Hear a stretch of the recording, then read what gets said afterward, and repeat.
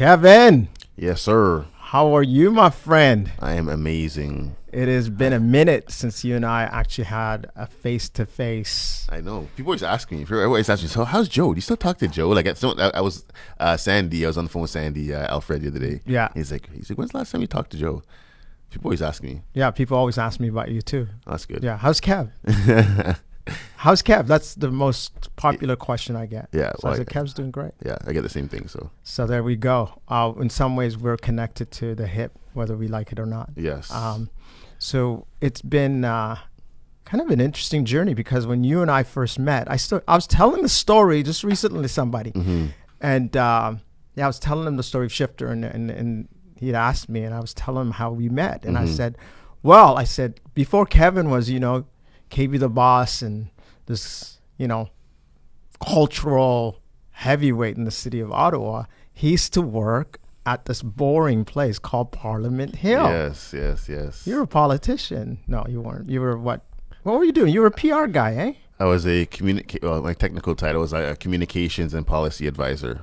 Wow. Yeah. That sounds boring. Yeah, no, it was interesting. Going to Parliament every day to work is pretty fun. Yeah, I guess. You get to see all these, people that you see on the news. You get to see them up close and stuff. So. Yeah, and you were working for a senator, black senator. A controversial senator who shall remain nameless. I know you know. So that's one question I always get. They're like, how was it working for him? I'm like, Wasn't that great? But yeah, so then we met because your job had just ended. I think at that time, and I still remember I met you somewhere around Parliament. I was still working on it. You were still working when I met you. Okay. And wow. It was behind City Hall. Yes. And I was going for a walk, and I saw you, and I think you said something that you felt that was supposed to be in business, like I wasn't supposed to be some kind of. It was almost like you had kind of like a word from you. It's like I wasn't supposed to be in business. I was supposed to be or I wasn't supposed to be on the hill. I was supposed to be in business. And I think Sean had said the same thing to me like a few weeks before that too. So that was the second time I had heard in such a close period of time that you're not supposed to be in that job. You're supposed to be, doing some sort of business. And then I was like, what do you mean? Because like the Senate is like the very, no one ever gets fired from the Senate. Like that's kind of like almost like a very stable job. And so I was like, what are you talking about? And then I ended up getting fired. You got fired and got launched into your purpose. Exactly. In so many ways. Yeah. Yeah, that was interesting because people are wondering like how the heck. Well, I was a pastor at the time, so I was being a good pastor, visiting my parishioner. Yeah.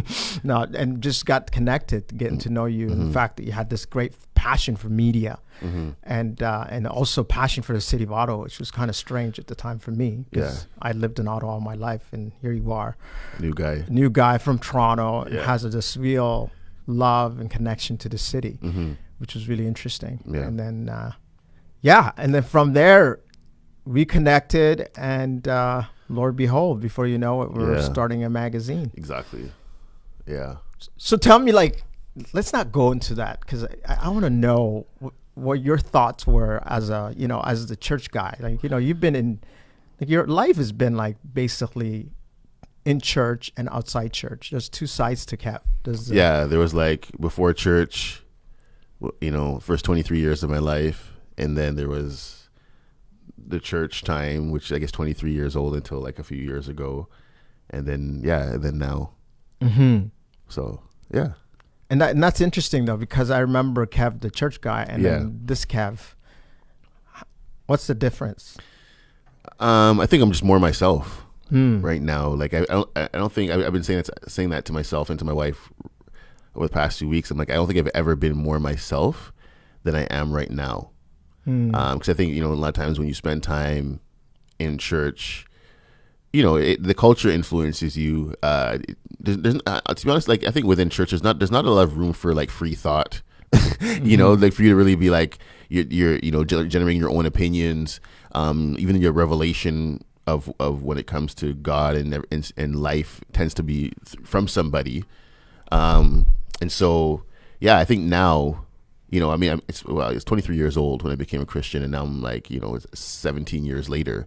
So it's now, over the past few years, where I'm really kind of in the sweet spot of who I am, where I can be I am a person of faith, but yet I'm Kevin. I feel like the person I am right now is kind of a little bit of church Kevin, but a little bit of Kevin before. It's like a little bit of a mixing of, of those two to kind of find this authentic sense of self. Because I think there was a lot of aspects of who I was before I became a Christian that I threw away. It's like, which I think a lot of people do. Like, you kind of throw that away, but I'm like, no. Like, even a lot of my friendships now that I kind of put away have come back. Like, a lot of my guys were like my brothers, and like that I grew up with in my neighborhood. Like, now we have a group chat and we're like going in. But for a long time, that wasn't the case because I was like church. I wasn't even talking to anybody. And so, I just think I'm a lot happier than I was before, and just really authentically myself. So, wow. Yeah. You and I were just having this conversation in the vehicle when we were on the way here, and we were talking about this idea of how you transitioned. And at the beginning, when you were in that church environment, as you stated, you weren't fully yourself and didn't really know it's funny. It's like you emulate a lot. Yeah. Like, I think like a lot of times when you come into a certain culture, it's like you just emulate what you see around yourself. And it's not just church. I think in general, like right now, if I were to move to Barbados or something, eventually I would acclimate to the culture. Like, I would eventually like just, I would find myself like talking differently. I'd find myself like eating differently. I'd find myself I may find myself even more laid back. So I think anytime you kind of go into a culture, it's like eventually you start to kind of acclimate towards that culture. And so, I think just when it comes to church, I think there's a lot of emulation, especially back when I was 23 years old. Before that, I was like out partying and doing whatever, and I wasn't really Christian at all. And so, and then all of a sudden I was like very, very quickly thrust into a new culture, and I loved it. I was like, so I just fully embraced it. It's like, okay, I'm young, 23 years old and whatever. And I just kind of acclimated to that and emulated a lot. Whereas now I think my life, like, I can't look at my life right now and think of an area where I'm emulating somebody else. Whether it's even, there's no area where I'm emulating someone. I can look at and say every area of my life is authentically me. And this is the first time, like at this point in my life, it's the first time I've been able to actually like say that. That's powerful. So, because you're on the other side of it. But I remember you having to go through this journey of the soul. Yeah. Those seasons where it was pretty dark and it was challenging. Yeah. So how did you navigate that? Because for people who are listening, because obviously I know some of the details, but how did I navigate just the dark times? Like, how did you? So in order for you to get to this place, often we don't understand the journey of. We all want fulfillment. We all want success. We want whatever. We want to find ourselves. That's the big thing right now in culture. Often I find myself having conversations with people who have success. They may have money. They may have whatever it is, but they don't have fulfillment. They're not themselves. And so for you, that process of shedding away all these different, maybe best way to, I guess, picture it is these clothes that you put on over the years. So what was that journey for you? What I think, the big thing for me was moving from Toronto to Ottawa, because that put me, I was no longer around family. I was no longer around the church environment that I came up in, from starting at 23 years old. So just being away from the church family and my literal family, it put me in a position where that started the process of me really becoming myself and becoming who I am. So that's kind of it. It was just like that distance. Like, I realized like I needed that distance in order to fully like explore and come to my own conclusions and whatnot. And I think the big thing too is also learning how to trust yourself. I think sometimes it's scary, like when you find yourself kind of like, especially, if you find God doing something different in your life than anything you've seen around you before. Like, I can't look at my calling and look at anybody around me and say, oh, this is what this person is doing. Like, it's totally different. Like, my calling is different. And so I've had to, it's a process of learning how to trust yourself and be like, I can actually trust. Like, I find in a lot of church circles, there's like a lot of training wheels that we put around ourselves, because it's like, oh my gosh, like don't go here because you might fall into sin, or don't do this because you might whatever. And I think now I'm at the point where it's just like, I trust myself. Like, I fully trust myself in what I do. And so now that there's no training wheels on, I'm like, I'm good. Like, I'm good. Just, I'm good. Just kind of navigating that, whatever. And I think also it's like, I think one thing with church is I think it makes you dependent on the leadership of somebody else. Like, you're like, if I don't get leadership from this person, then oh my gosh, like, or even just the assembling of don't forsake the assembling of the brethren and stuff. And I think it's like I think it creates a little bit of a dependency, I think. And I think for me, it's like, even over the past while, like I haven't been in church as much. Like, it's funny, like the more distanced I've become from other people is the more I've come into who I am. You know what I'm saying? And I think for some people that be like, oh, don't do that because, oh my gosh, you might fall away and whatever. But it's like the more distant I've become and just become like me kind of spending most of my time with my wife, spending time with God and that kind of stuff. It's like I've come into who I am as an individual. And so I think that's kind of, I guess that's been part of the process. It's interesting because in the car you said something powerful, which was you somehow had adopted this idea, and I think I did too, this idea of serving. Yes. And yeah, just talk a little bit about that and what that looked like for you. I think what church teaches you is how to give and serve without expecting a return on your investment. Right, and that's not how the world works. Like the world works by return on investment. So it's like if I give, I know what I'm getting in return. Like if I give X amount of hours to my workplace, I know I'm getting X amount of dollars in return.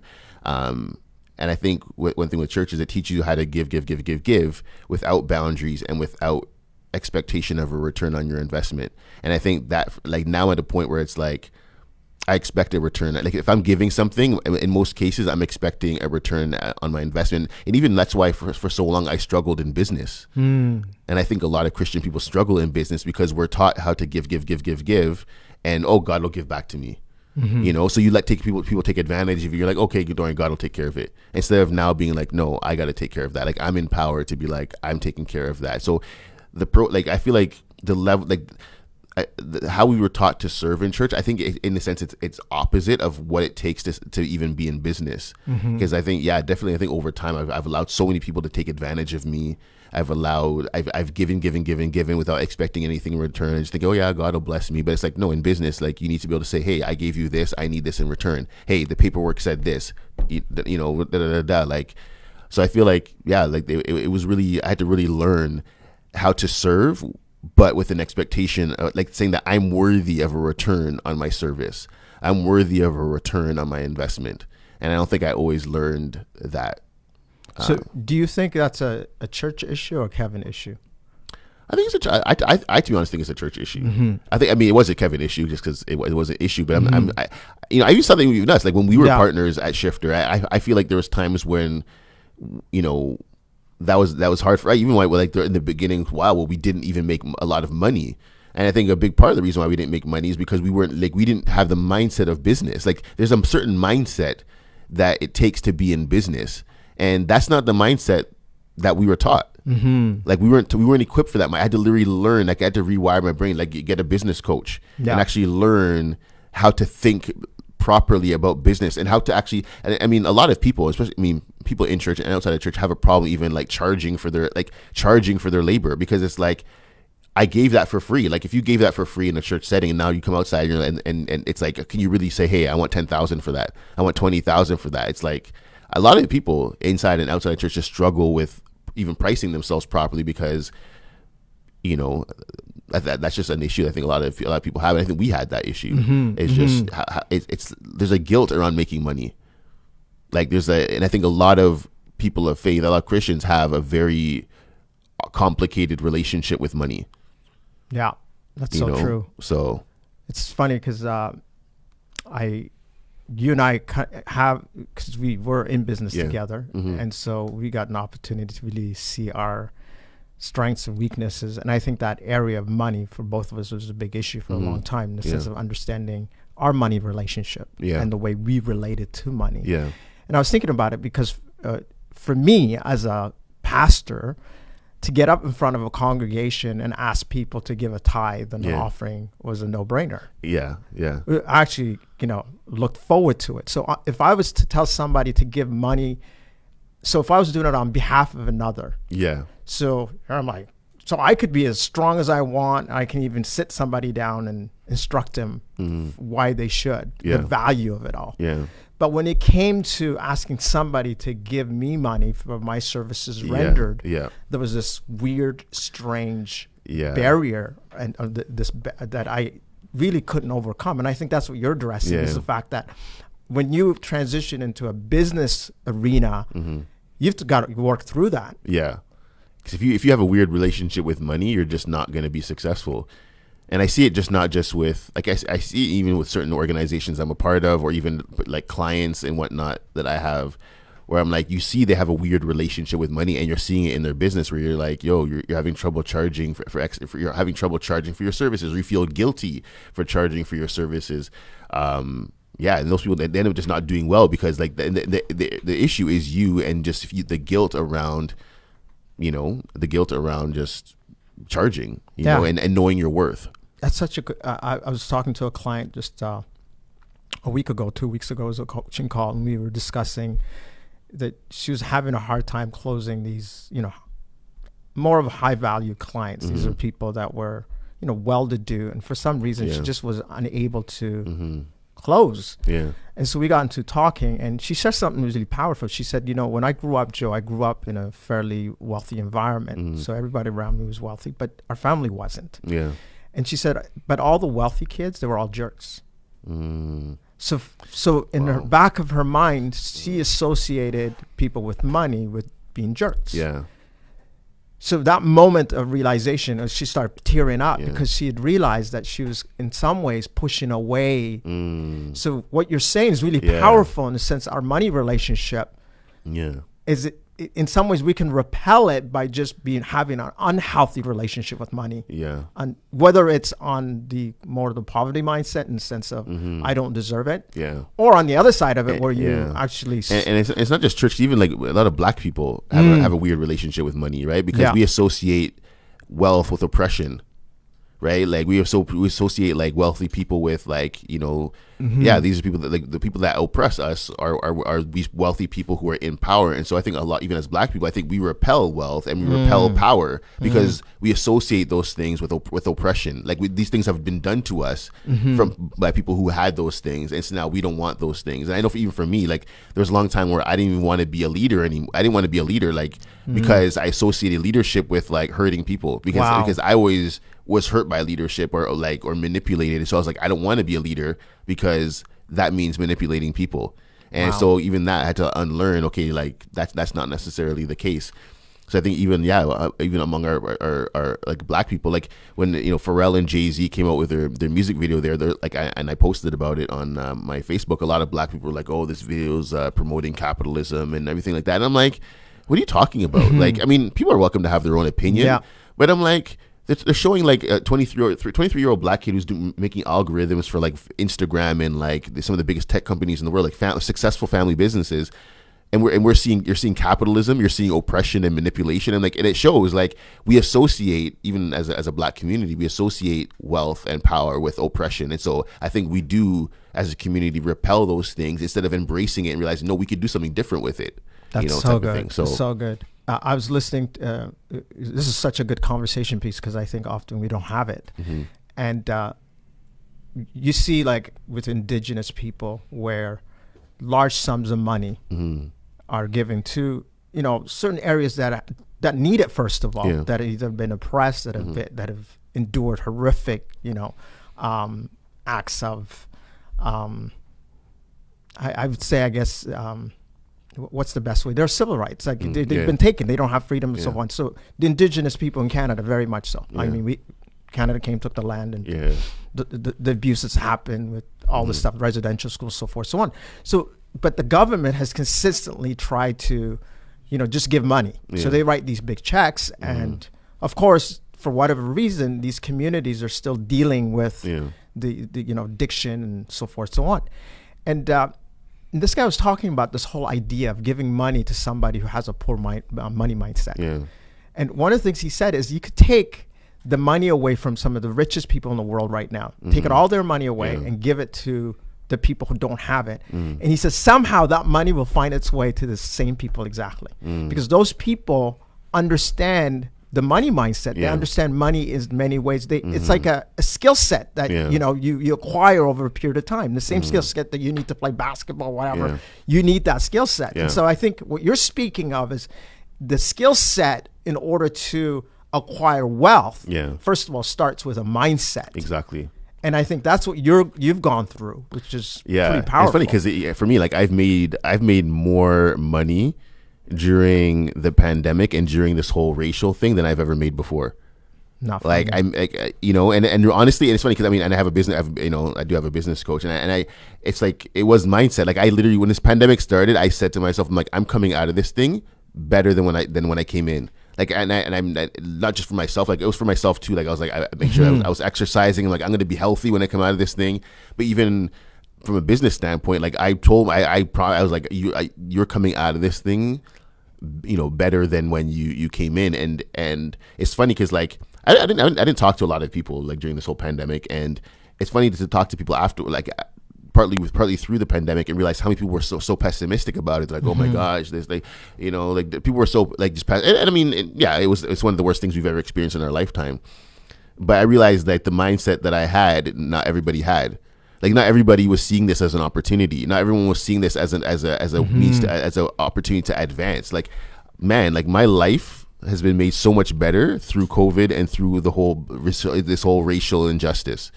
Like I leveled up, and again, it's something that I told myself, like I'm going to come out better out of this situation. Like I was talking to a friend this morning in Toronto, and we were talking about the Roaring 20s. You know, that happened after the whole, like, was it the polio, I can't remember if it was the polio, or was the roaring 30s anyway, like after the Great Depression, like that decade after was like a huge time of expansion, like the amount of things that came out of that period. And even like when you look at the recession from 2008, 2009, the amount of things, the companies like Airbnb, all these big companies that came out of the 2018 recession. So I was like, I told myself, like during this pandemic, I'm like, I'm going to be one of those companies. I'm going to be one of those people. Like I'm going to level up during this thing. And I mean, and I definitely have, but again, it comes back down to mindset. Like if you have a very poor mindset, you're gonna look at everything that's happened over the past 2020 and be like, oh my gosh, like woe is me, da da da. Whereas for some people, we can actually say, yo, this was actually the best year we've ever had. You know, and even when you look at companies like, again, Amazon's made more money this year than you know, you look at certain companies, they've made so much more profit and revenue during this time because they've seen it as an opportunity, like mindset wise, and a lot of people just haven't had that. So yeah, and I think I think of this, and you and I've had this conversation often. I've always believed this concept and idea of bloom where your planet, and even most of what we do with Shifter for the longest time was on the basis of this idea of creating your world and opportunity. And I think what we see in culture often is when a pandemic hits, the natural tendency to do is to react to what's happening on externally, in the sense of like, oh my gosh, you hear the reports, they're all negative reports. But what you did, which is really fascinating, and I think it's powerful for a lot of people, and it's instructive, is the posture that you took, that you got very clear in the sense of saying, you know what, I see this as an opportunity. And I think that's something most people have a hard time doing, because their external environment really dictates their behavior and how they're able to act. So if it's a great day outside, they feel great. But what you're saying, which is I think something that is important for a lot of us to understand, is the fact that no, you can actually kind of change or affect change from the inside out. Exactly. No, definitely. That's definitely it. It just comes down to mindset. And I think, to be honest, I think a lot of people enjoy, there's been a lot of opportunities this year to complain, and legitimate reasons to complain. Whether you look at, the treatment of Black people, you look at COVID, like these are genuine, like situations that, are history making. And I think, for a lot of people, the easy thing to do in those circumstances is to like complain about it and just to kind of and wallow in it.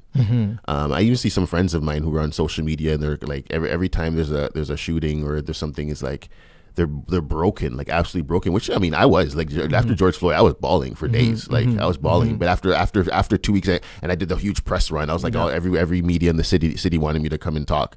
But after a while, I was like, okay, now what are we doing? What do we? Like, after that, I was like, okay, I can't cry anymore. Like, what are we doing now? And it really made sense. Like, what Jay-Z did makes so much sense to me. Like that deal with the NFL makes so much sense to me. And even when I posted about the whole entrepreneur video with Jay-Z and Pharrell, like a lot of people are like, oh, Jay-Z hasn't done anything for the black community. But I'm like, and some people commented on the deal with the NFL, and I'm like, but how are you supposed to affect change? Like change happens from the inside out. You can't affect change from the outside in.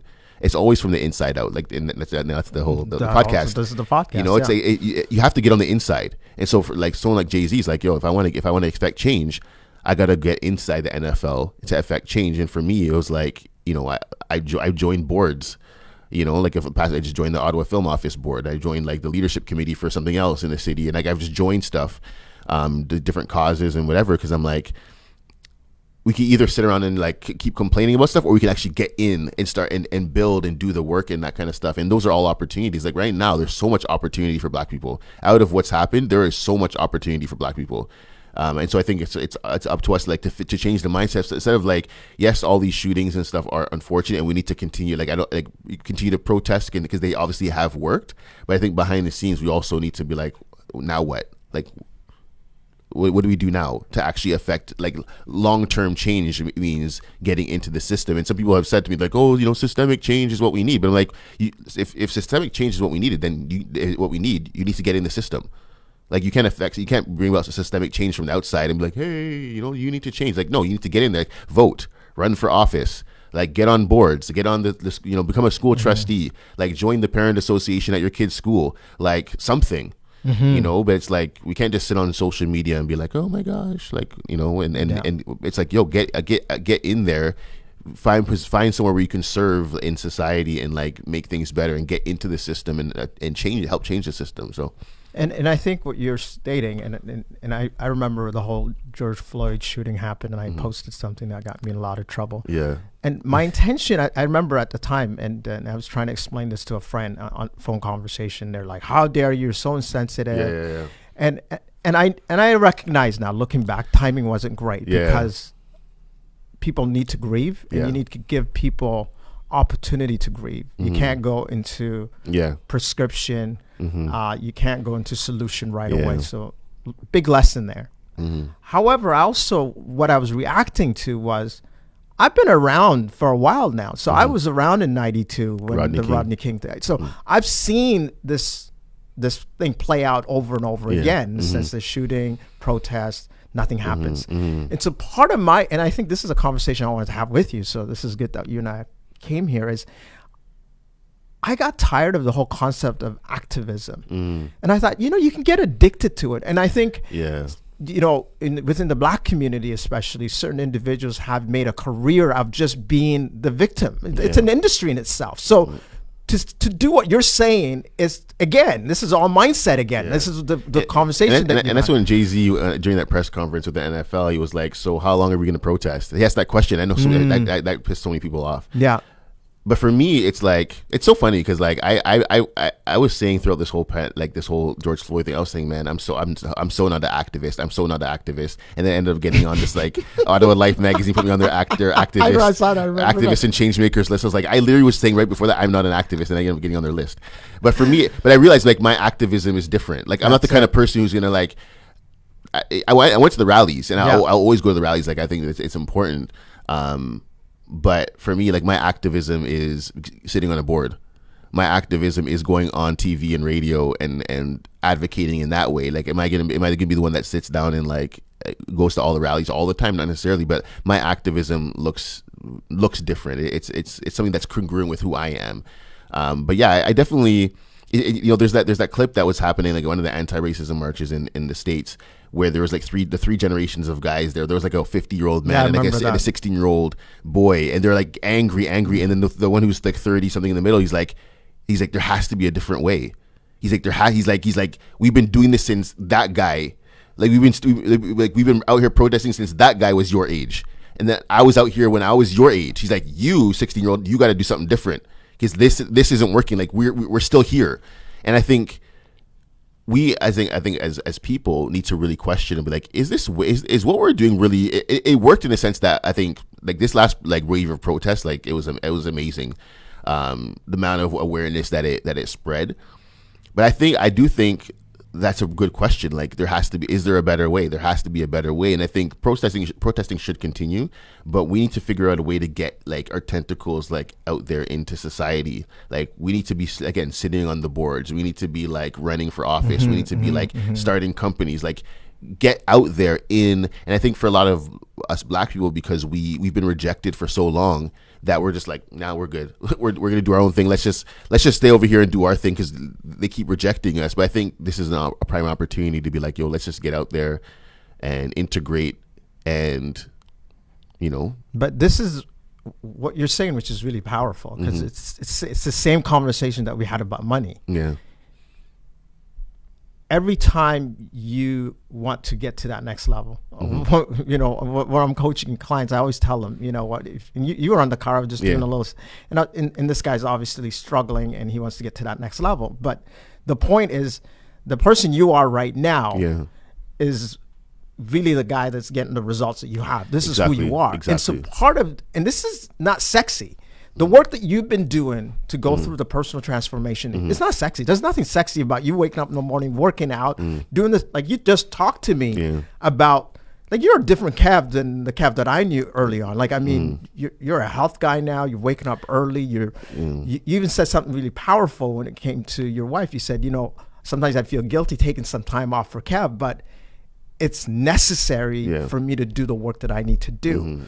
And so, but how can we, I know I'm interested, like, and this is the thing, the reason I'm doing this podcast is I would love to see for, cultural transformation and all that stuff. But in the end of the day, a culture is made of individuals. Exactly. So I went through this process of going, you know what if I can just focus on personal transformation, like kind of Booker T, this idea of taking real personal, ownership of your life, no matter what the circumstances and challenges are, no excuses kind of mindset. What would that look like, not only even for the Black community as a whole, or as individuals, because we're all individuals at the end of the day.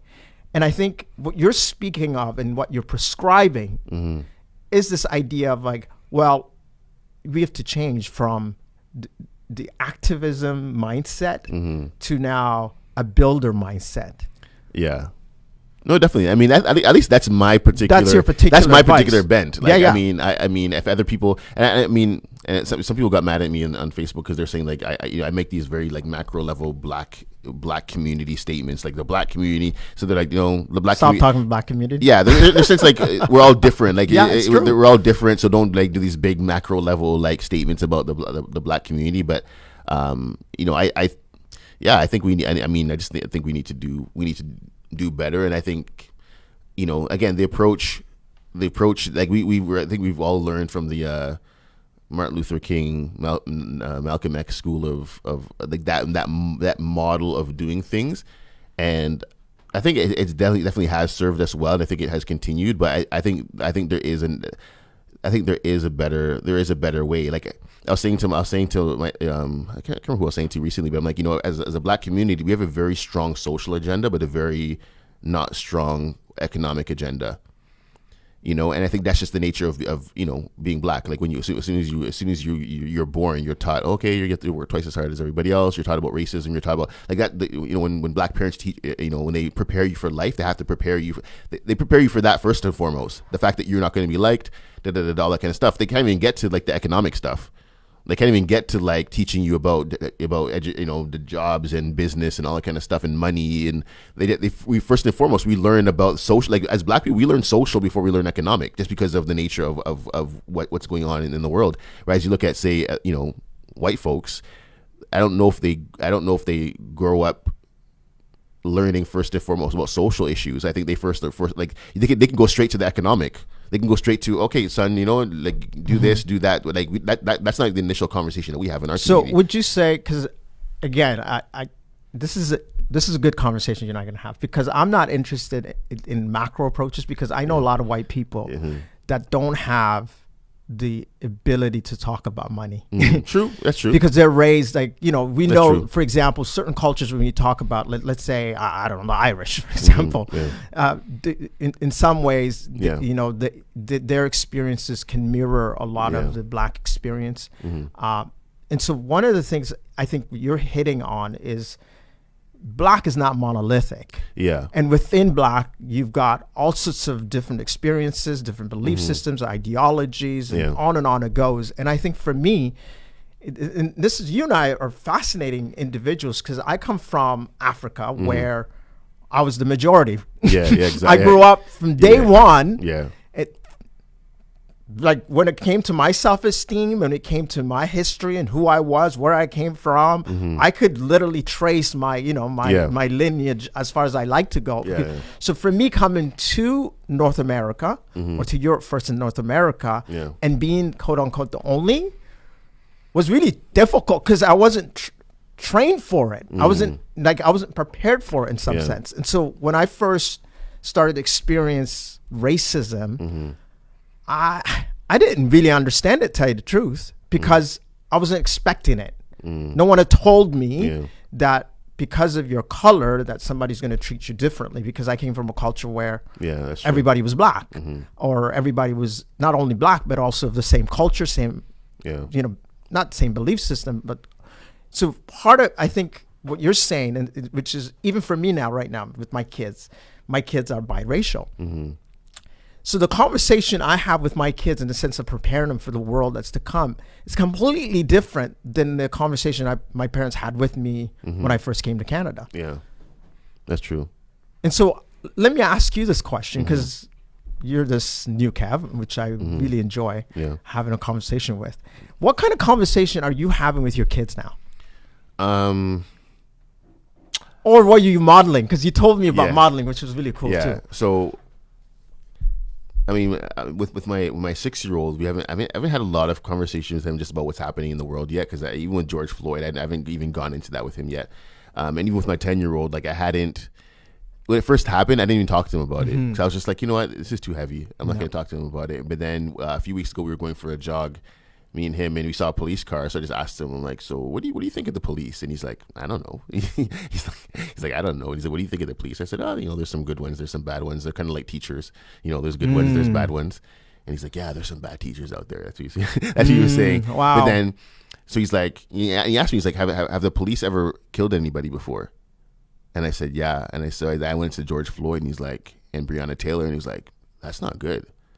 He's like, that's not good. And it was really bothered him, and then, so we just talked a little bit about that. And then a few weeks, and then maybe like last week, he asked me something about, about the police that had to do with like, have they, have the police like hurt anybody or shot somebody and for no reason or something like that. And I said, well, they're just, I told him about, the case that just happened in the States there. And he was just like, man, that's not good. So I think for him, because, when a kid watches TV, they're always told the police are the good guys. The police, the police. And I think, and there's still some police who are like that. There's still police who are very much like heroes and good people, but there's also bad ones. And I think now he's now realizing, like, I've had to now have those conversations where he's like, okay, there are some good officers and there are some bad officers. And we've started the discussions. Like, I haven't, like, my kids are very sensitive. Yeah. They'll cry during movies and stuff like that, or like anytime they do something wrong, they'll cry. So like they're very sensitive. So I'm kind of very like, kind of tiptoe, like just kind of be like being very slow to kind of introduce them to certain things. But my 10-year-old, we've started to kind of have those conversations about not everybody likes Black people and all that kind of stuff. And we started the conversation. I haven't gone like super deep. Like I remember like my parents' friends, had those conversations with me from very young. Like, no, never trust white people. Like, because of experiences they had it back in the Caribbean. They're like they still hold these very strong opinions. So I remember at a very young age, like some of my parents' friends saying, never trust a white person, and that made no sense because my best friend was white. So I was like, this makes no sense to me whatsoever. and luckily from that age, like I had the discernment to be able to say that's not true. Wow. Type of thing. So yeah, I'm very slow to kind of like introduce my kids to certain topics and I think that's smart. That's wisdom, because, and I've been thinking about my parenting in this way. I think sometimes we project our fears on our children. And so often you see these kids that are afraid and, dealing with anxiety and stuff like that. And often it's just really bad parenting. I think this guy said something really powerful. He said, most of the problems in the world is parents screwing up their kids, because when you're dealing with your own trauma and you naturally just, you don't know. Like, I mean, when they're born, they don't come with instructions. And so often what we do is we put a lot of our fears, and some of it unconsciously, we're not even aware we're doing it, because it's the environment that we create for our kids. And so, because sometimes I look at kids and I go, how come, these kids are all raised, let's say, in the same city, but one kid has an irrational fear to maybe just, riding their bike or something like that. And often it's things that have been projected onto them. I remember I can't say this out loud because people may know, but anyways, there was a certain girl that I was with, and she just had all these weird hang-ups over like food. It was really weird because it was just, but when I went to see the parents for the first time and met them, I go, oh, I see where all this came from. And I think what you're doing is really wisdom, in a sense of not putting our fears or even let them discover. Like, Jess has really been challenging me about this idea of wild and free, in the sense of that allow the kids to discover for themselves. And I think what I'm seeing right now in our education system, for example, and I see this in the States and stuff like that, where they're beginning to indoctrinate kids about racism. Do you know how I learned about racism? Hanging out with my black friend, my white dude, my Chinese dude friend, all that stuff. And just by being friends, that's how we kind of eradicated the idea of racism, because within the context of that relationship, we were just boys, but sometimes I think as a society, we think that somehow we got to indoctrinate kids and what we do. And I've been talking about this conversation. The solution causes even a bigger problem, and we don't. So then we bring, it's this idea of this is so, for me anyways, there's this professor who was doing a test on this idea of law and all this stuff. And so what he did was, there's this nice patch of grass that at the school, these kids would, there's paths and stuff like that, but no one would ever walk on this nice patch of grass. No one did. So he decided to do an experiment, and he thought, what would happen if I put some tape around it and put "do not enter"? So he put all these signs that basically said "do not enter," and he was doing an experiment. And so then from his office, he started to look at kids, and his students, as they start to walk, they would see the sign, and all of a sudden, where they didn't even notice before that this grass even existed, suddenly they're like, oh, don't enter. And he started to notice that these kids would start to encroach and enter in, and he was fascinated about the fact that before, this wasn't something that they were aware of. And so sometimes I think as parents, and that we have to be careful in what we bring into an awareness into a child, because they may never have been aware. They were good, and they're like, now you screwed me up. Like, like even like my kids still watch the Cosby Show, and I'm like, you know what? I'm not going to tell them who Bill Cosby is. Like, I'm not going to tell them, like, oh, son, don't watch that because Bill Cosby did this. And I'm like, one day they'll grow up and they'll realize what Bill Cosby did, and I'm like, they'll whatever. But I'm like, right now they just want black shows to watch. So I'm like, you know what? This is the only thing they have to watch. Like, they want positive black programming. I'm like, let them just enjoy the show. And then maybe when they're teenagers, they'll be like, "Oh, Bill Cosby did this and that." Like, even when Chadwick Boseman died, I even go to tell my kids, and like my oldest found out because we were watching something, and he was like, "Oh, he died," and we're like, "Yeah." Then we had to have the conversation. But if he didn't see it, I wouldn't have told him. Because I was like, you know what? Like, you don't need to know like that he died of colon cancer and all that kind. I'm like, just let the kid be a kid, man. Like, you know. And it's dangerous because this idea, and I'll go to the Bible. I think as humans, we have this obsession with knowing. We want to know. But sometimes, you don't know what you don't know so when we have too much information, we can't handle it. And I think Adam and Eve, the big sin for them was the fact that, the Satan, the devil, whatever, he looks at them and he says, hey, God's holding out on you. He's got all this power and he's holding out on you. And so they then eat this apple because they're like, well, why did he say don't eat it? It's because if you eat this, you're going to have the same power as God. And I think there's an obsession with wanting and knowing. And I'm recognizing this now more and more in my life, is that, and I'm spending less time on social media because the less I know, the happier I tend to be. And I think the challenge of it is that especially for a kid, if he's living this life and they're enjoying it, they're learning, they're not scared of stuff. I think as we grow older, we start to become more and more aware, and we begin to go, okay, that's dangerous. And of course, you want to be a good parent. You don't want to just send them out and go for it. Like, I mean, you want to use some wisdom, but at the same time, I think in our culture today, we're giving way too much information that is unnecessary too early. Yeah. Like even when it comes to, sex education. Yeah. The way I learned it, that's not a good thing. Okay. Yeah. I learned it from my buddies. That's not a good thing. I think you say trial and error. Well, no, it's like, I mean, you've got that, you're 14 years old and you're, with your buddies. That's the worst way to learn it. Yeah. You want your parents to kind of give you the education, but at the same time also, though, you don't want to know it too early. Yeah. And so I think what you're doing is pretty cool, that you're being more discerning.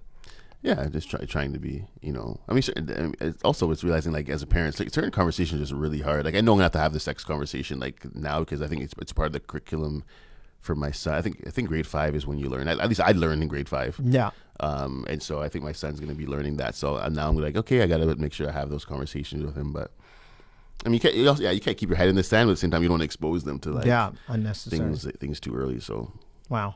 So I mean, I know we spent some time on cultural stuff, which is kind of cool, and I love your perspective on it.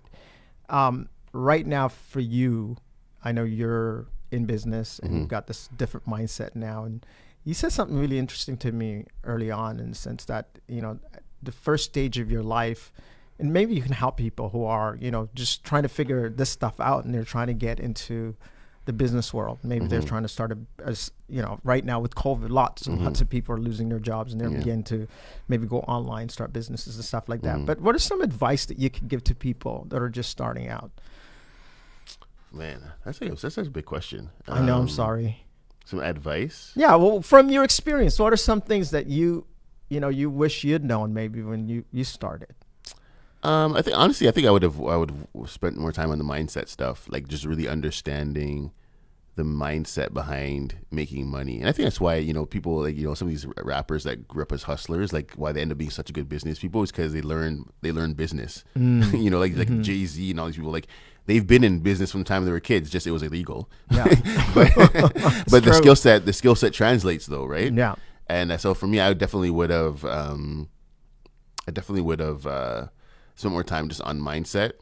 I definitely would have, if I was as a young, I would have maximized my time at my parents' house a lot more. Wow. Like I started my first business while I was living with my parents, which was like amazing because you're not paying any rent, you're not anything like that. So I think just maximizing, like if I was a youth today, man, I'd be starting a business out of my parents' house and like getting that practice from now, because like again, you're not paying rent. You have you don't have to go in the fridge and realize, oh my gosh, I have no groceries and I have no money in my bank account. Like you don't have anything like that to experience. So if I was young, I'd be like I'd maximize that time at home, start something, and get that practice in when it comes to just making money.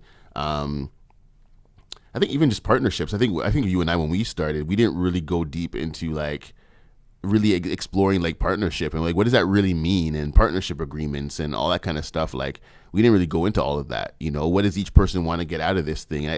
So many times I see, since we started Shifter, I see so many like friends going into business with each other, and I'm like, and I'm able to now ask them questions. I'm like, hey, do you guys have this? Do you guys have that? Do you guys,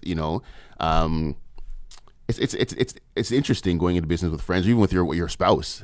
Like my wife and I are business partners, and just even before coming here, like we kind of got into a little bit of a something, because I'm like trying to like, yo, you need to get the website back up, and she's like, I know, and it's like we're going, but it's like having to navigate. Hey, we're parents, we're married, but we're also business partners. Like it takes so much wisdom to kind of navigate those kinds of relationships. I'm like, yeah, I think there's so much, but my mindset for me is where I think that's the biggest thing that separates like successful business people from unsuccessful business people, is just the mindset, and not feeling guilty for making money, not feeling guilty to charge your worth. I think that's the big thing, and like knowing your worth is a big thing. Like, I don't think most people know their worth. I was watching an interview with Nav, rapper there from Toronto, Yeah. and he's on the label there with The Weeknd and Belly. And he said, Belly said to him, one of the quotes that Nav was sharing with him, that Belly said to him, he's like, "You're always the last person to realize how poppin' you are." Wow. And it's like, and I've taken that just in life in general. It's like, you're always the last person to realize how dope you are, how valuable you are, how, and Nav still like goes to the grocery store by himself, and now he's realized, oh, I can't do that anymore. Because he's like, he didn't realize he was a star. And Belly's like, "You're a star. You can't go to the grocery store by yourself. Like, you need to go security," and he it just didn't register in his mind, And I think a lot of times we don't know, like, you don't know how valuable. And I feel like I know why Jesus asked his disciples, like, who do men say that I am? Because sometimes you need to know, like sometimes you need to know what people actually like. I think we're all curious, like, what do people actually think of me? And it's only now this year when I like doing certain things, like, I got to be on that call with I got to do that interview with Kevin Hart. I got to go on national TV with CBC News Network. I got to do all these different things, and I've seen people like reacting to me weird now. Like, people are like, "Oh my gosh, that's Kevin, that's KB the boss," and I'm like, "What's wrong with you?" But it's only now that I'm realizing, oh shoot, they actually see me as somebody, So now I'm like, I need to charge more, Like, now that I realize, like, people see me in a certain light, I'm like, oh shoot, like, I was undercharging for what I do, so now I need to So I think a lot of times we just don't know. Sometimes you need to go over your resume or your portfolio and realize, shoot, like, I'm somebody, and then actually charge, charge what you're worth. I think people need to go through the exercise of realizing, like, if you can actually, I don't think I fully tapped into my value yet, but I'm like, I think anyone who really fully taps into their value becomes like super dangerous. Not dangerous in a bad way, but just you become somebody, And I think one thing I'll definitely say, like, when it comes to advice for people, like, the confidence in yourself. Like, I realized for myself, like, I didn't always have confidence in myself, so I always felt like I needed somebody to be there with me to do certain things. Like, I always needed you. I'm like, oh my gosh, like, I'm going to this event, I need Joe, or I need Kalia, because I can't go to. I'm the shy guy. I can't go to this event by myself. Like, it's only this year where I've really become comfortable, like, just being by myself and doing things by myself, like going to these big, massive networking events by myself, or going to like different meetings by myself. And I think one thing that held me back for a long time was always feeling like I needed somebody. I needed like someone to hold my hand, or I needed that safety blanket. And I think now I've finally come to a place where I'm like, nah, like, I could do things by myself. Like, I have what it takes. And again, that comes back to just value, confidence, self-worth, like all that kind of stuff. I think I did sabotage some opportunities because I didn't have the confidence to actually go about doing certain things by myself, or certain rooms I was supposed to be in, and I was like, I'm not going to go to that event because, oh my gosh, if I go to that event, I'm going to have to talk to people and, all that kind of stuff. So self-worth, confidence, all that kind of stuff. Again, it comes down to mindset. So explain this to me. You spent a whole long time in church where you're supposed to do this kind of work, where it's all about, the inner work. How come it didn't manifest there? Because I think that it shows the limitations of what church is, and I think that's why a lot of people aren't going anymore. Because I think it's like, it's one thing to be able to say, okay, you know what, yeah, say the sinner's prayer, and then now you're not going to hell anymore. Like, great, now you're saved. But it's like, I heard a quote. Someone said, like, like the church majors in, like, they're about saving souls, but not necessarily saving lives. Wow. And it's like, and I think, like, that's kind of where the work of the church, they focus on the saving of souls, and oh my gosh, like, now you're not going to hell.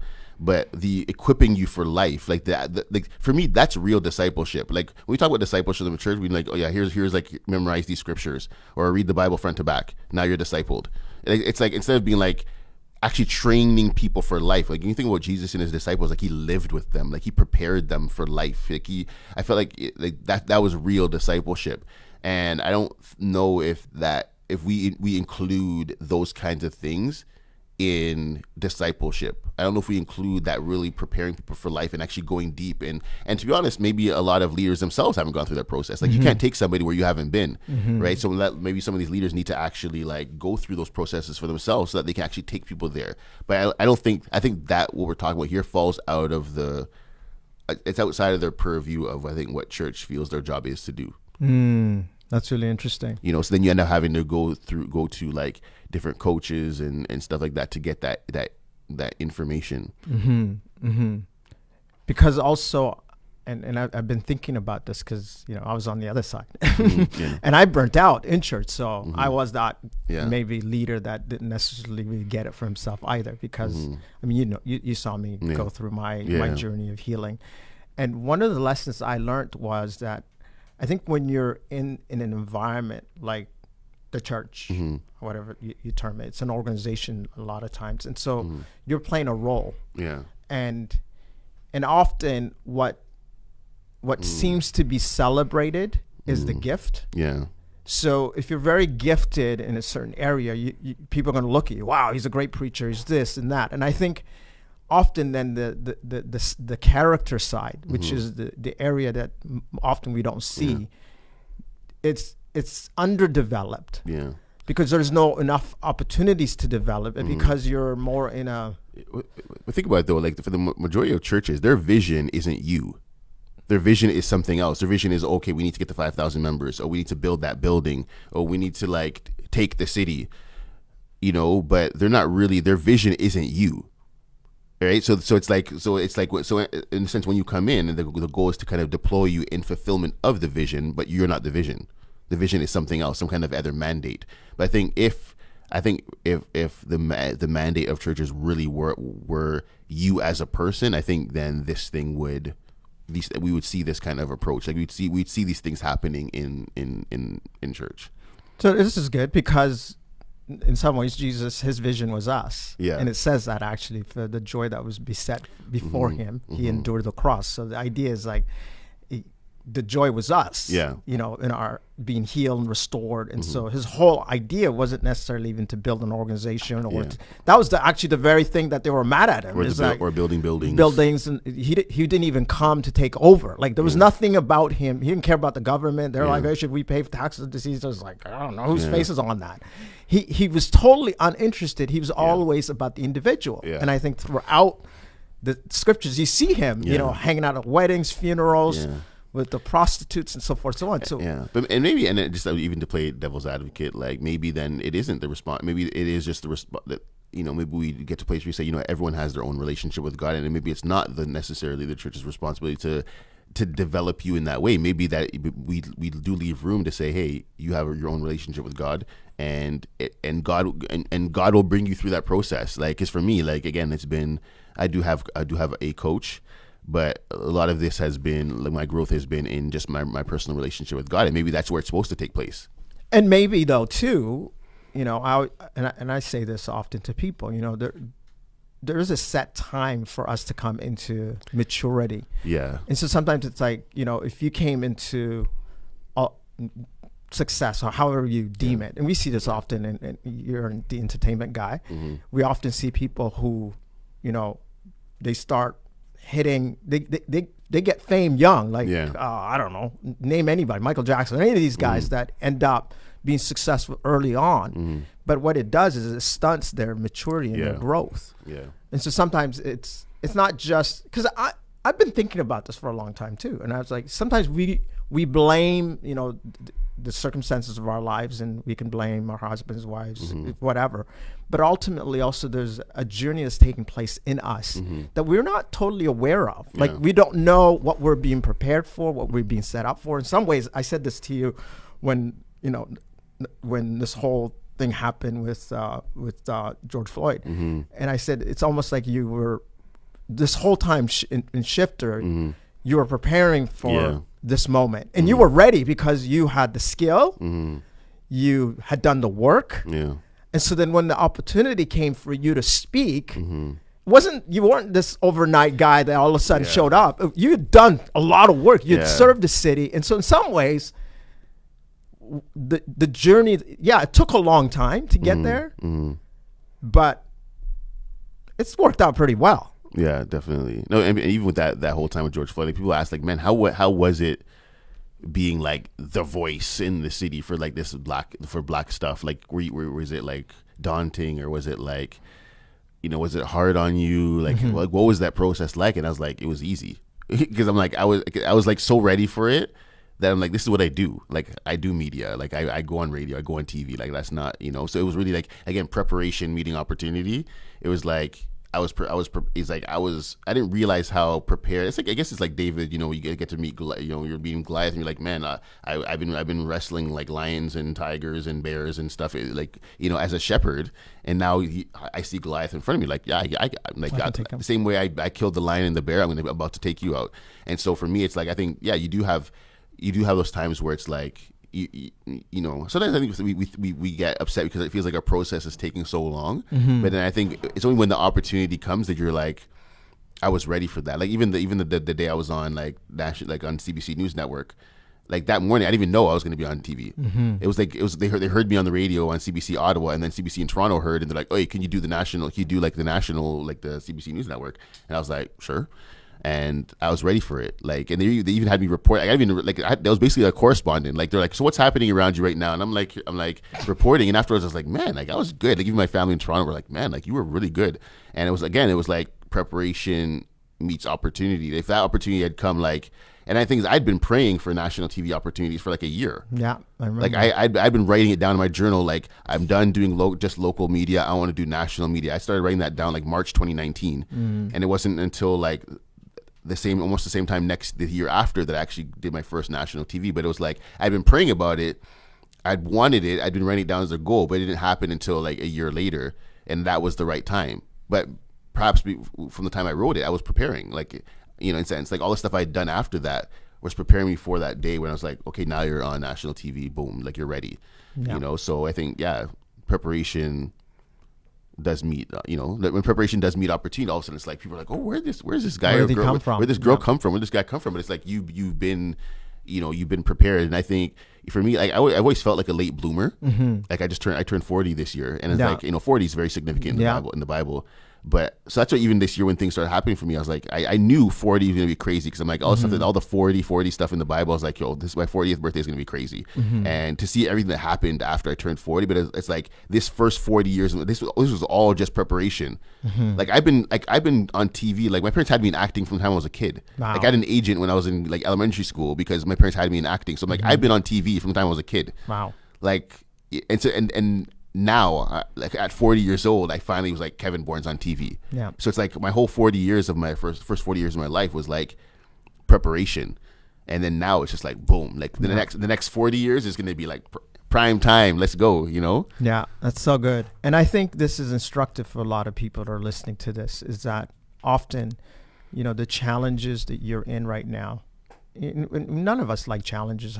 Heck, I mean, when you're in it, especially, like, I mean, you just want someone to take you out of it. But the good, the bad, all the different parts of your life, they're taking you somewhere. Yeah. And I think one of the things I've noticed about you early on, I think the reason I was so that I loved hanging out with you was you're one of the most optimistic people I've ever met. To a fault, to some extent. Yeah. But I think, when anybody who meets Kevin, one of the things that they get to know is that you genuinely and truly care about the work that you do. I remember we were in, I think we were covering, what was an event we were covering in Toronto? And it was the Canadian Screen Awards. Yeah, and we've done a lot of the reporting and all that stuff. And then on the way back, we're driving, to Ottawa. And you'd worked through the night, and you'd posted first thing in the morning and reported on what had happened. Yeah, that was crazy. Yeah, so we left. Yeah, and I remember so I got home. We got home like at 3 a.m. Yeah.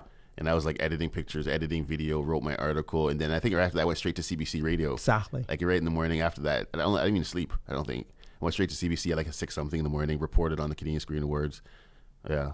So when you speak about preparation, and for me, it's because I saw the level, like I saw where I wanted Shifter to be, and I saw where I wanted me to be, and just even being in some of these, like going to the Junos, going to like all these big awards, you're like, like you see, like Reuters is there, Billboard's there, and you're watching the way they work, and you're like, okay, I want to be there, so I'm going to be there now. Like I'm like replicating whatever. So I was like, even when we did the Canadian Screen Awards, I was like, okay, CBC and all these big outlets, their coverage is going to be out like tonight, so like ours has to be out tonight.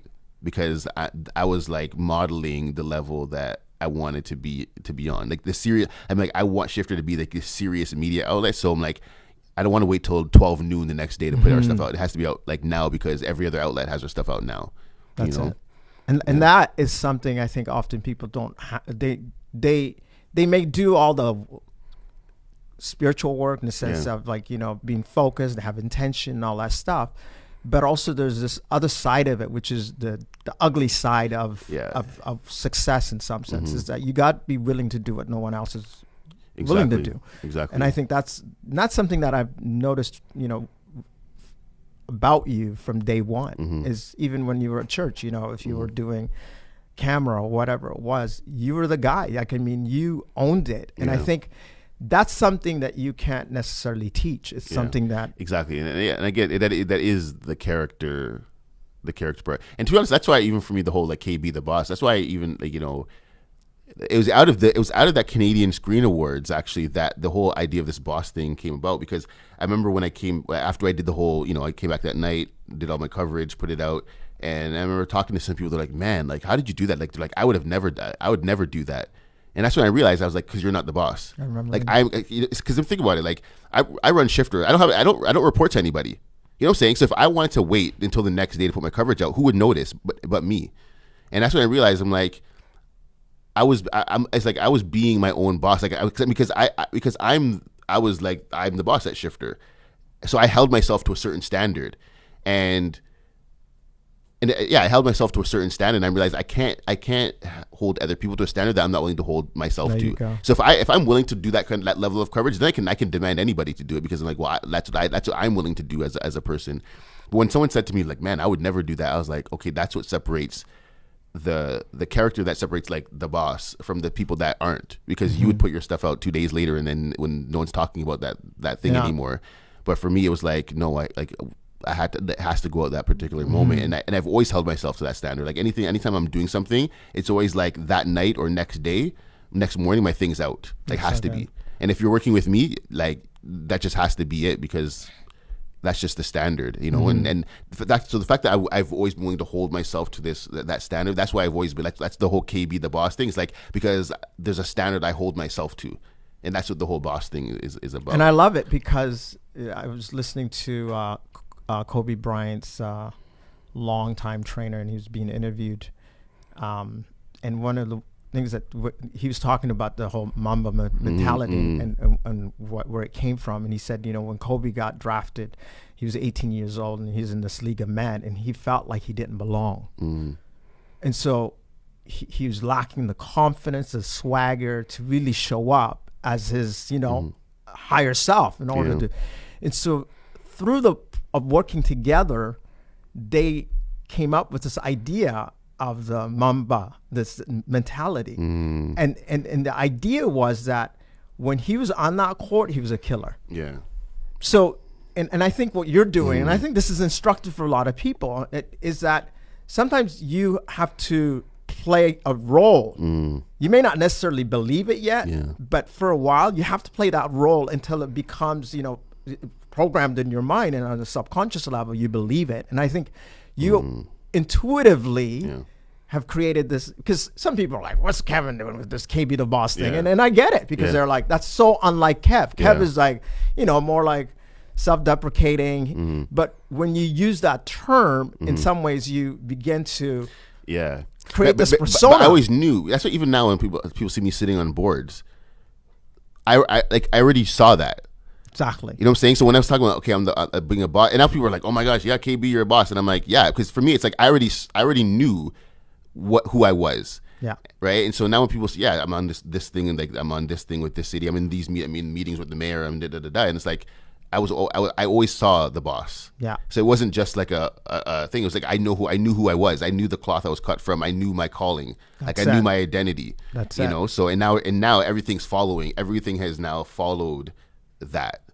Not amazing. And I think this could be really helpful for a lot of people, because often, because people have a lower self-image, so you live up to whatever standard you set for yourself. And I think what you've done is and it's not a fake standard. It's not like I'm gonna come up with a cool name. No, it's literally truly like you Yeah. had a moment of revelation and insight in that moment Yeah. where you were like, yeah, I am a boss. That's what a boss does. Yeah. Exactly. And also my wife too. My wife is a boss too, Yeah. as you know. And so Yeah, even her, like even just looking at her, I'm like, okay, I know who she's a big reflection of who I am. And she's always been that. Like from the time we were kids, she was always a boss.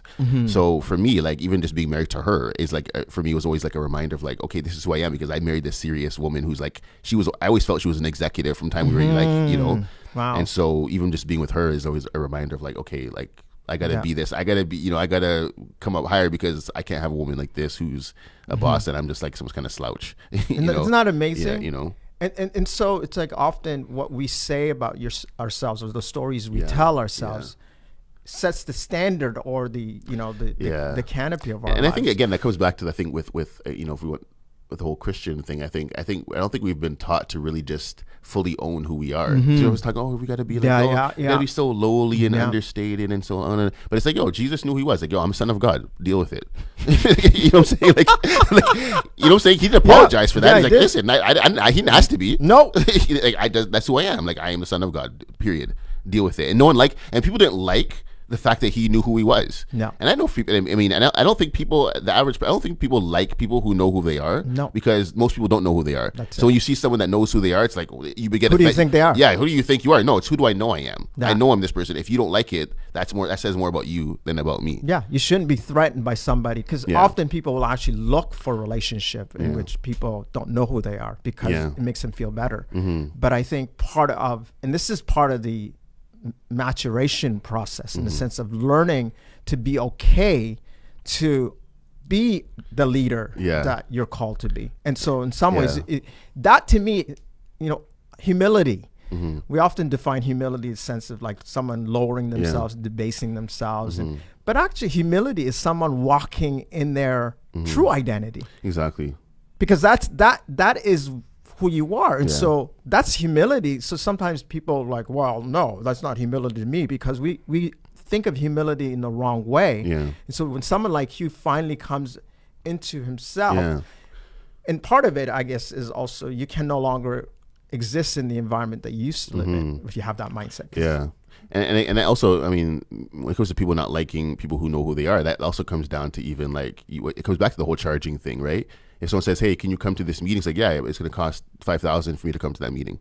or an hour of my time costs an X amount. They're like, what do you mean? Who do you think it costs $2,500 for you to come to a 1 hour meeting? Yeah, because I know when I come, it's going to change your whole business. It's going to change your whole life. That's it. So yeah, it costs, and even now, like I've had people, when people ask me what I charge sometimes, and I tell them, they're like, I know some people get upset. Some people have said, they're like, oh, Shifter's gone corporate. It's not that we have, but, because the people we're dealing with now is different, right? So it's like when people say, oh, you've gone corporate. It's like because we've leveled up, and people don't like that. People want you to stay where they are, or they want you to stay at this, at this particular level. It's like, no, like. Once you, and actually I said to my wife even this past weekend, I said, because I realized I feel like I've leveled up in life, and I said to her, I said, at what point do you like cut off people who who are just kind of staying where they are? Because some people when they see you leveling up, that's when they even want you. Like the amount of people that never used to call me that now call me, it's like, come on. Like it's people that never used to call me that they're now like, oh, they're calling. They're like, oh, Kevin's on a panel with, and it's like, no, I'm not. Like, at what point do you say no? I can't. Like, and it's not a bad thing, but it's just like, at some point, it's like Snoop Dogg said that. Like Snoop said, like when he first started, like when he first became a rapper, he used to like travel with 60 people, like on planes, charting 60 people, and he's like, over time, it's like that became like very few people, because he was like. After a while, he realized that even Daz, his cousin, he's like, he had to cut off Daz. He's like, Daz wasn't leveling up, and he's like, I was, and it caused friction in their relationship. And then after a while, Daz had to realize, yo, I got to come up, I got to like level up, because Snoop's on a whole different level right now, right? Yeah. So, yeah, and I know people don't like people who know who they are, and I think it's hard. Because I think for you, if you're at a place where you're deciding that you want to be somebody and you're ready. The reality is not everybody around you is going to be ready. No. So sometimes you have to be willing to say, you know what, I'm going to go at this alone. Yeah. Like right now, like when we first started Shifter, at one point we had like how many team members, man? We had like tons, like 15, 20 team members, and now it's me and my wife. Yeah.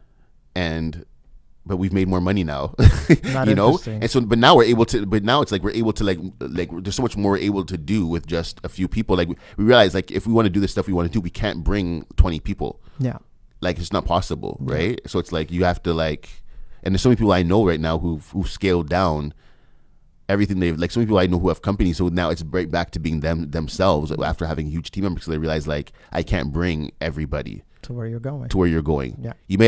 Sometimes you may have to cut people off for a little bit to direct all your energy to get to that level, and then eventually bring people back. It's like a rocket, right? Yeah. Like if when a rocket's going up, eventually starts just like dropping off, like Weight, its engines, whatever, so it could get that altitude, right? And so I think that a lot of people find themselves in that place where you're like, I even look at, I mean, even right now, like in hip hop, there's a few people, like there's a rapper there, YBN Corday, that just left his crew. Mm-hmm. He dropped the YBN. He's like, I'm solo now, because just like he realized like where I'm going, like these guys aren't going. Yeah. So I need to like drop that so I can fully be everything that I'm supposed to be. And maybe at some point in the future, you say, hey, okay, now. Yeah. Yeah, that's so powerful, and that's not a fun thing. All the stuff that you're sharing is not easy to do.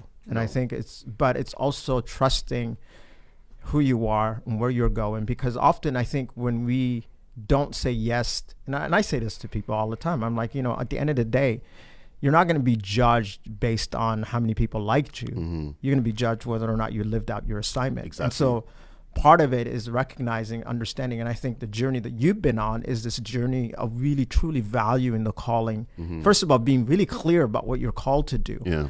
And now you've attained sufficient amount of skill set that's allowing you to make some really good decision, which is, mm-hmm. and you're having, funny enough, you're having more impact mm-hmm.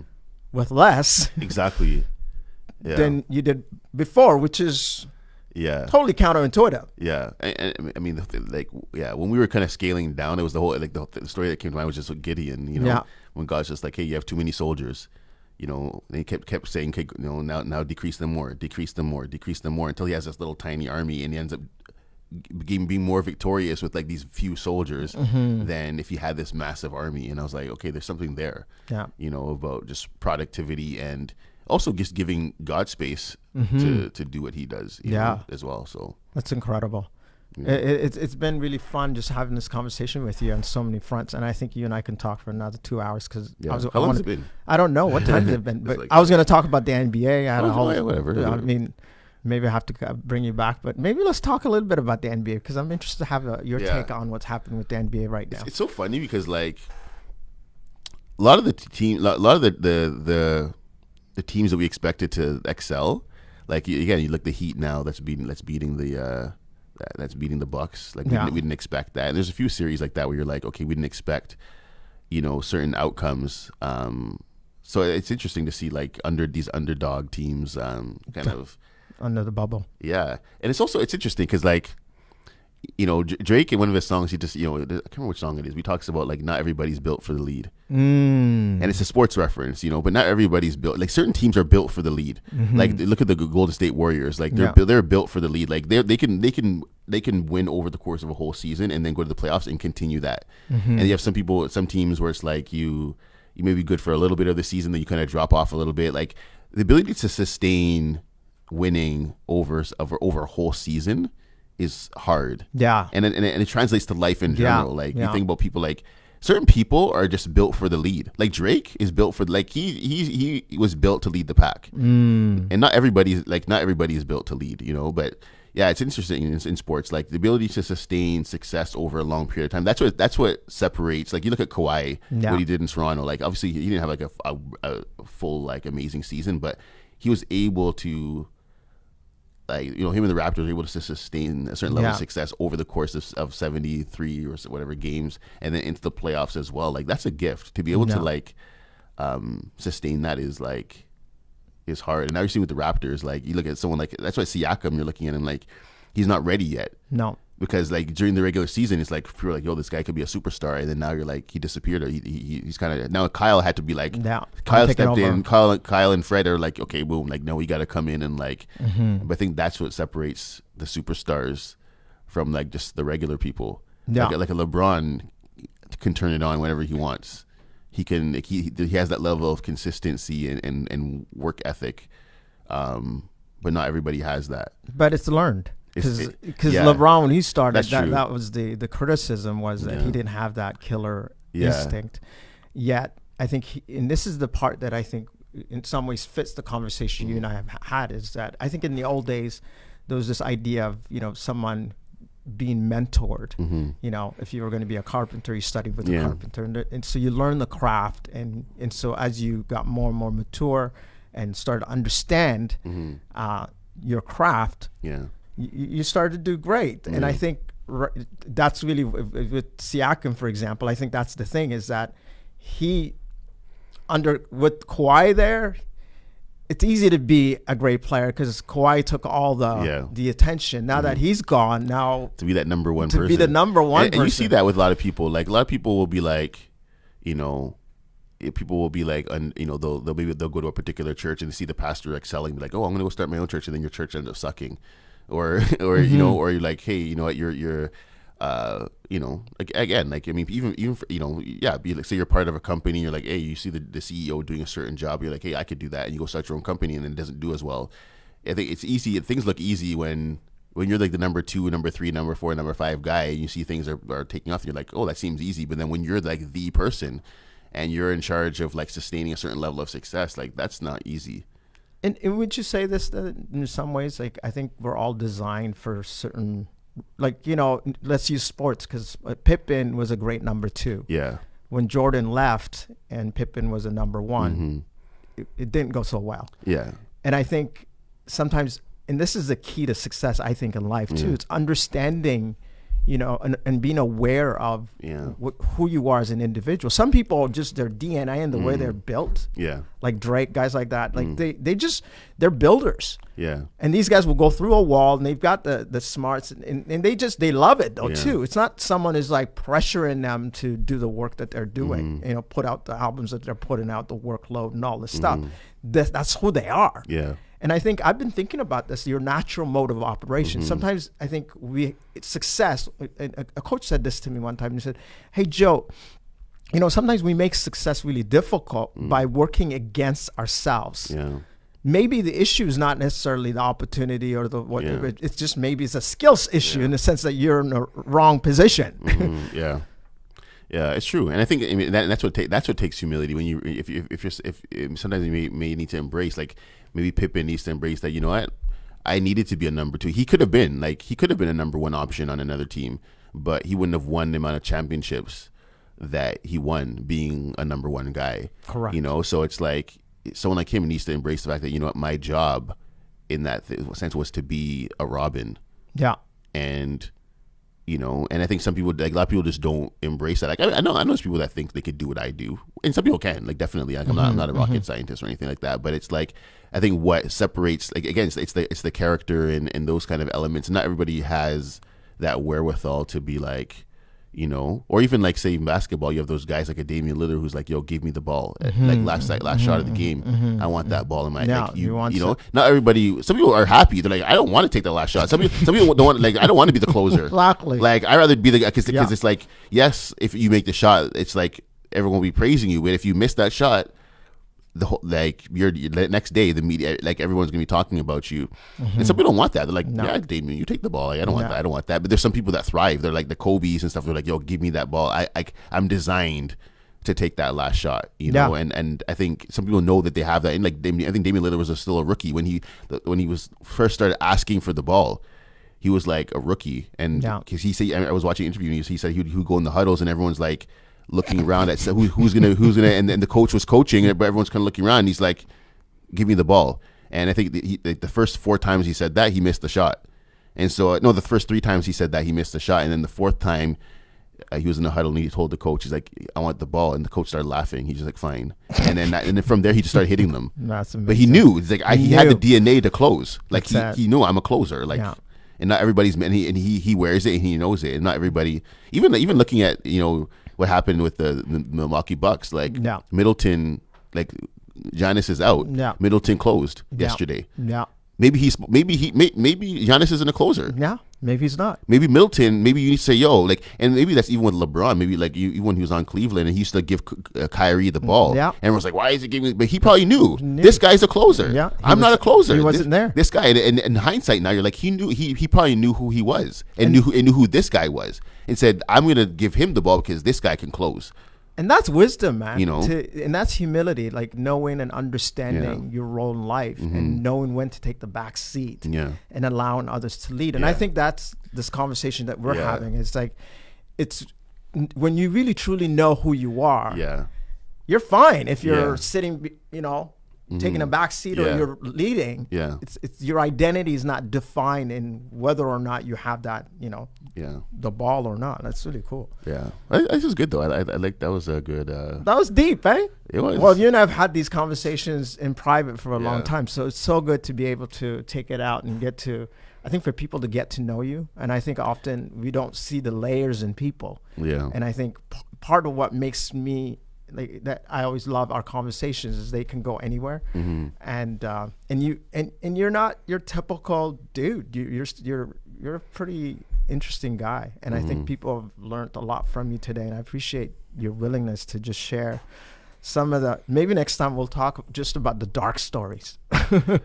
Yes, there's just how far you've come, and people know, man. Like this is a serious price, man. Like we both went through like some serious like breakdowns, like emotional breakdowns. My gosh, like I had some serious, like we had some, the dark, and that's the thing too. It's like that's a big thing. Like the amount of dark situations, like even like my father, during some of the great times of Shifter, like my father was dying of cancer, and a lot of people didn't know because they're like, man, like. You just kept going. They're like, some people, even my team members, even though my father was dying, because they're like, you just kept going. Like you were so consistent, and the amount of dark things that I've had to be consistent through over the time and keep going. There's so much opportunities I had to give up. Even times where I could have moved back to Toronto because like things weren't working in Ottawa. Like we were like car repossessed, fired from our job, like no money at all, and it's like the amount of things that we had to. Like stay. Like I did a talk about that the other day, just about staying power. Just because the amount of things that could have derailed what we're doing. There was a lot, you know, and even just the temptation to give up. Like like late last year, I had one. Like after I finished on the radio show, I was like, people were like, man, you need to shut down the content side of Shifter. People were like, it's not working for you. It barely made any money. And people were like telling me to shut it down. And I was like, I was like, considered it. And then I was like, let me give myself 2 months to put together a plan. And did literally like weeks into my plan, the Shifter was making money. And I was just like, okay, So, but I'm like, so many things like have happened this year that wouldn't have happened had I given up. Like, so yeah, definitely. Like there's, I think people always see like the glamorous things like in life, and I think, man, like, but the amount of things that I think successful people and have to go through, and it's those things that build the character. It's those things that build the staying power and build the character. Like those dark times and those hard situations. Like I matured. Like when my father died, man, like that matured me. Like I became a man. I feel like I didn't really become a man until my father died. Like that for me was like the introduction to like everything. Like it's funny. My father died in March 2018, and that was like 2018 was like the worst year. It was like a few months in, I was like, this was the worst year of my life. My father died, and literally by the end of the year, I was like, this was the best year. It was the best year of my life. Like the amount of things that happened after, my father passed away. Like I had an amazing 2018 after that, and it's like it feels weird to say that, but that hard situation prepared me for so much. Like the character that it developed. To prepare me for like the things that happened after that, it was like it's a hard times, man. That's why even like I read like through life experience, like coming to COVID and all this stuff that's on the racism stuff. Like deep down, I love it. Like I love it because I've got my butt kicked so much through life and have rebounded from so many things that I've learned how to see the good and how to see the opportunity in all those things. Like change. Like I love my wife's not the best with change. But I love change. Like I love change. The amount of times I've had to move, like I think over the first 7 years of being married or something, I think my wife and I had to move like 7 times or something like that, or 8 times. Like we've had to constantly move, and times we didn't know where we're gonna be living the next week. And through all those things, it's like I've learned just to value those times and actually be like, there's opportunity in those things. Like there's on the other side of change is just amazing things. And you can't always share that, because sometimes it's like, people will be like, you're not being empathetic with people's grief and stuff like that. But I'm like, if you go through enough grief in life, you'll realize, man, like there's so much opportunity in the hard times. So much good can come out of hard times. Count it all joy when you fall into diverse temptations. That the triangle of your faith works patience, and then your patience works endurance, and then so you realize that all through all those hard times, it's like it's working something in you. Yeah. And in some ways, and this is hard to say. It's really hard to say because it can sound callous. Mm-hmm. But it's not that you seek out suffering. Mm-hmm. But when it comes, you need to understand that this is good for you.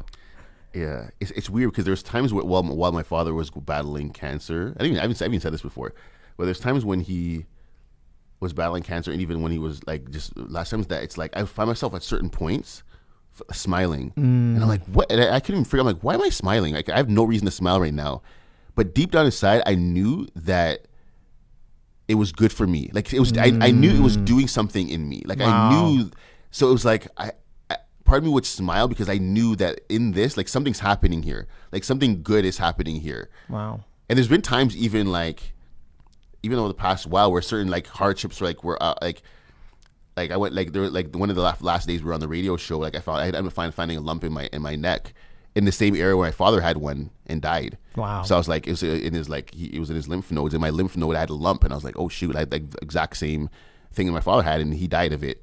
And so one day after the radio show, I had to go to the hospital to see if it was cancer or not. And a lot of people didn't know that because they're thinking, oh yeah, these guys are on the radio. But I'm like, I literally one day had to go to the hospital just to see if I had cancer or not.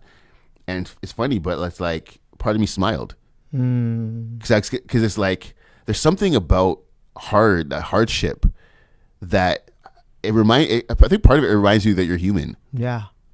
Like it reminds you that you're like. I think as human beings, we want to be so invincible. We want to be so godlike. But when I go through things, it reminds me that I'm not God, and it reminds me that I'm not in control. And I'm like, and there's something that like, there's a relief in knowing that you're not in control, and there's a relief in knowing that you're not God. Yeah.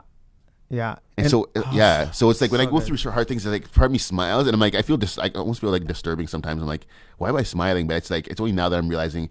It's just it reminds you of your humanity, and that you don't have all the answers. You don't have like I feel very invincible on a regular basis, but then when I get those moments that realize I'm human and I'm frail, I have frailties and stuff. It's like it's refreshing to me because I'm like, man, like I don't have to have it all together. No, And the beauty of life is that both are true. Mm-hmm. There are days when we're going to be on, and we're going to be in flow, and things are coming to us. And we're like, man.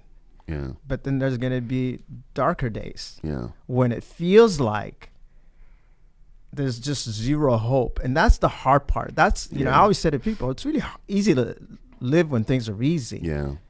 Because they're easy. Yeah. But it's when you're confronted with challenges and now you have to dig deep. Yeah. And you got to tell yourself those stories of, and I think that's what you've been doing is you've developed enough stories of victories, overcoming that you're able to now go, no, I overcame this and I overcame all things that. When you're like, listen, like one of the things, yeah, man, like one of the things that I thought would have destroyed me, and I'm like, literally every single thing, even just during COVID, like my wife and I didn't qualify for CERB, and I loved it. I was like, I don't want, like it forced me to be like. It was just another situation of like, okay, let's see how let's see how we make it through this thing. Yeah. And we obviously made it through. Like, and again, made more money during this time than ever. And so I'm like, while everyone's scrambling it's very counterculture. Everyone's like, yeah, just take your CERB. And I'm like, well, we didn't apply it. We didn't qualify. So it forced us to be in a situation of like, okay, now we have to trust. Now it's like, we're not God. And our life is in someone else's hands, and let's see how we get through this. And it's like we got through it. So now this is one of those other wins. Now we can like check off, be like, okay, next time we can now look back and say, you know, we overcame we this, overcame and that. And so now it's like it builds up the expectation eventually that you're like, I overcome all things. Like God can bring me through all things. Like, you know. Well, and that's Paul. I can do all things through Christ who strengthens me. Yeah. And you always think about that because he was in prison when he said that. And you're thinking, dude, you're in prison. If you could do all things. But what he's saying is that I can endure prison. Yeah. I can endure prison. I can endure joy. I can do all things through Christ who gives it. And I think that's the part that I think you have really modeled is the fact that your faith has looked different at different, you know, timelines of your life, and sometimes people have a hard time understanding where's this gap, but you've been resolute, you've been consistent in the sense that you can do all things through Christ. And so sometimes it's, you know, people are like, I can do all things when things are good, but what about when things are bad? Can you do all things? Can you actually sustain through a challenge? And I think for a lot of people right now going through COVID, I know some people are not experiencing the best season of their life. They're experiencing the worst. Buddy of ours, both friends of ours, actually, he sent me a text and he's like, man, I can't wait for 2020 to end. In the back of my mind, I'm thinking, no, I don't want it to end. But because in the same light for you, it's really weird. Both of us are having our greatest amount of success in a time when, but I felt like, you know, before COVID ever hit, I was being prepared for something. I didn't know what, but I knew. So when it hit, I kind of got excited and I was posting stuff. People got mad at me because I just felt this is kind of the roaring 20s. This is an opportunity. Exactly. But it was the work that I think you do long before this event. So part of life is that we don't know. Like, I can't gloat because I don't know what tomorrow's going to come. I don't know what it's going to bring. So I can't be too proud, and I can't be walking around going, I got life. I don't have it figured out. I can't write a book of how to, but what I can, and I think what we're trying to do through this podcast is to help people a story of like, you know what, you can get to where you need to get to. And just bring it back right back to where you started. It's like, you know, even when you're coaching your client on the way here, it's like excuses. You know, it's like we make so many excuses as to why we can't do certain things. And I think, you know, people, when you tell people to stop making excuses, then people think you're lacking compassion, but that's true empowerment. And when I think about a lot of like the talk I hear today, is like people think it's empowerment, but it's not. Even someone like, I mean, there's some people that very much disagree with me, but I'm like, I'm very hard on Black people. Yeah. Obviously I love our people, but I'm like, I'm hard because I love, like, and I'm like, I don't feel like the approach we always take is really, I think we mask it as empowerment, but it's not really empowerment. I think sometimes being like the tough love, I think that is empowerment. Even when it comes to like women and stuff, I think some people think that I'm like some kind of chauvinistic pig and stuff, because I'm like, I'm not the type of person who's gonna pat you on your bum and be like, oh, whatever. I'm like, I'm very like tough, but I'm like, because I feel like that for me is real empowerment. Like, I look at my wife, like, she's a bigger boss than most men. Like, she can go in a room with a bunch of men, and I think she'll dominate. You know what I'm saying? And so even my mom's like that. My mom's a very strong woman, and they're not the kind that want to be coddled. They're just like, you know, like, and for me, I'm just not that, you know, I'm very much a tough love type of person, and but I'm on myself like that first. Like, that's how I'm on myself. Like, I don't make excuses, even when things go wrong in like my business and stuff. Like, people have been saying, oh, you know, even when we had in past team members do certain things wrong, and it's like, oh, you need to get rid of that person because they did this wrong. I'm like, no, it was my fault because I didn't train them properly. Yeah, you took ownership. You know, I took ownership. Like, I should have trained them better.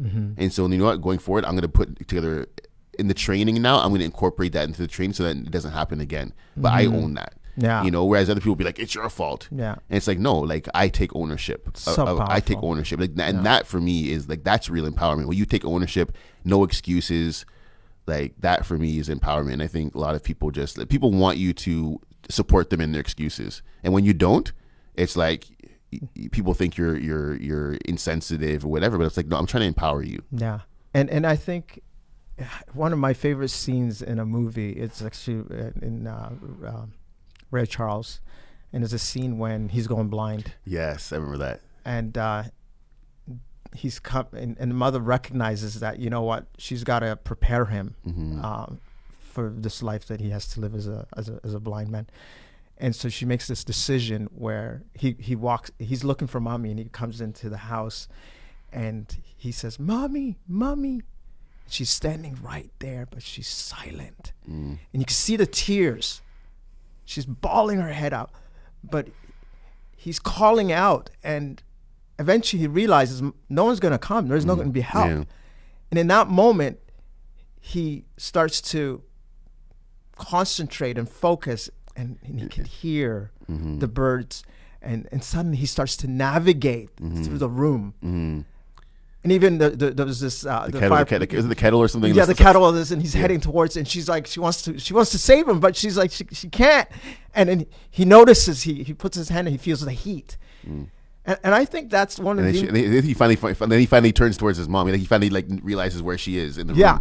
And you know, like And she hugs him in that moment because she realizes he'll be okay. Yeah. Because then she says to him, in life, they don't care. And so she was preparing him. And I think often love can look, you know, when you're raising a child, when you're coaching, it can feel like you are callous and you lack compassion. But that's coaching. Part of coaching is believing in somebody and knowing their potential. And so you treat them differently. Yeah. You know, you see this in sports often. And the best players always not treated as well. And he's like, oh, coach, why are you so hard on me?